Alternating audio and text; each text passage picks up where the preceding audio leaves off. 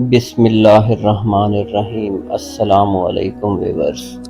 حضرت با یزید بسطامی رحمۃ اللہ علیہ سے کسی نے سوال کیا کہ آپ کے پاس عورتوں کا اجتماع کیوں رہتا ہے، اس میں کیا راز ہے؟ فرمایا کہ یہ ملائکہ ہیں جن کو میں علمی مسائل سمجھاتا ہوں۔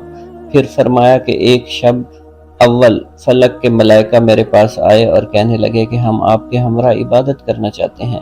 میں نے کہا میری زبان میں وہ طاقت نہیں جس سے میں ذکر الہی کر سکوں، لیکن اس کے باوجود رفتہ رفتہ ساتوں افلاک کے ملائکہ میرے پاس جمع ہو گئے اور سب نے وہی خواہش ظاہر کی جو فلک اول کے فرشتوں نے کی تھی، اور میں نے سب کو پہلے ہی جیسا جواب دیا۔ جب انہوں نے پوچھا کہ ذکر الہی کی طاقت آپ میں کب تک پیدا ہوگی، تو میں نے کہا کہ قیامت کو جب سزا و جزا ختم ہو جائیں گے اور میں طواف عرش کرتا ہوا اللہ اللہ کہہ رہا ہوں گا۔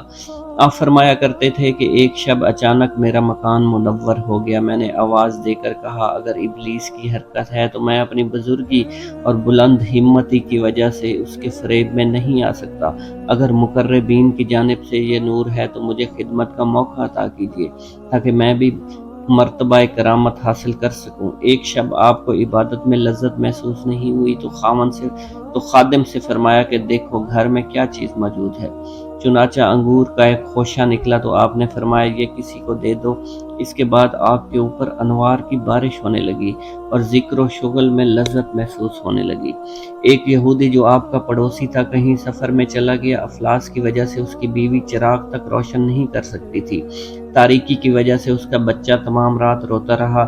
چنانچہ آپ نے ہر رات اس کے یہاں چراغ رکھاتے اور جس وقت وہ یہودی سفر سے واپس آیا تو اس کی بیوی نے تمام واقعہ سنایا، جس کو سن کر اس نے کہا کہ یہ بات کس قدر افسوسناک ہے کہ اتنا عظیم بزرگ ہمارا پڑوسی ہو اور ہم گمراہی میں زندگی گزاریں۔ چنانچہ میاں بیوی آپ کے ہاتھ پر مشرف با اسلام ہو گئے۔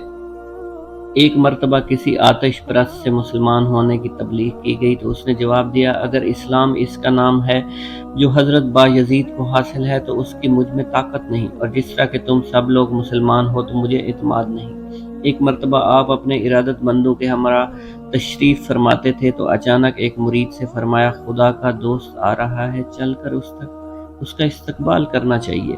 سب لوگ باہر نکلے تو دیکھا خچر پر سوار چلے آ رہے ہیں۔ حضرت با یزید نے ان سے کہا کہ مجھے آپ کے استقبال کا من جانب اللہ حکم ملا ہے، اور یہ بھی حکم ہے کہ اس بارگاہ میں آپ کو اپنا شفیع بنا لوں۔ یہ سن کر انہوں نے جواب دیا اگر پہلی شفاعت تمہیں اور آخری شفاعت مجھے عطا کی جائے، جب بھی حضور اکرم صلی اللہ علیہ وسلم کی شفاعت کے مقابلے میں اس کا مرتبہ ایک مشت خاک بھی نہیں ہے۔ اس کے بعد دسترخوان بچھا جس پر انوار و اقسام کے لذیذ اعلیٰ کھانے چنے ہوئے تھے۔ آپ نے حضرت ابراہیم کے ہمراہ کھانا کھایا، لیکن حضرت ابراہیم کے قلب میں خیال گزرا کہ حضرت با یزید جیسے شخص سے دوراں کو ایسے کھانوں سے احتراز کرنا چاہیے، اور حضرت با یزید کو آپ کی نیت کا اندازہ ہو گیا۔ آپ نے کھانے کے بعد ان کو اپنے ہمراہ ایک کونا میں لے جا کر دیوار پر ہاتھ مارا تو ایک ایسا دروازہ نمودار ہوا جس کے سامنے بہت بڑا ٹھاٹھیں مارتا ہوا دریا تھا۔ حضرت با یزید نے ان سے کہا چلیے ہم دونوں اس میں غسل کر لیں، لیکن انہوں نے کہا کہ خدا نے یہ مجھے مرتبہ عطا نہیں فرمایا۔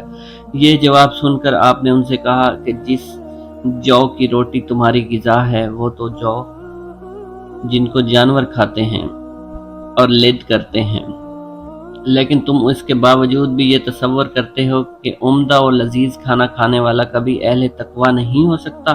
یہ سن کر حضرت ابراہیم بہت نادم ہوئے اور معافی طلب کی۔ ایک مرتبہ لوگوں نے قحط سے عاجز آ کر آپ سے دعا کی درخواست کی۔ آپ نے مراقبہ میں سر اٹھا کر فرمایا کہ جا کر پرنالوں کو درست کر لو، بارش آنے والی ہے۔ چنانچہ کچھ ہی دیر میں بارش شروع ہو گئی اور دن رات مسلسل پانی برستا رہا۔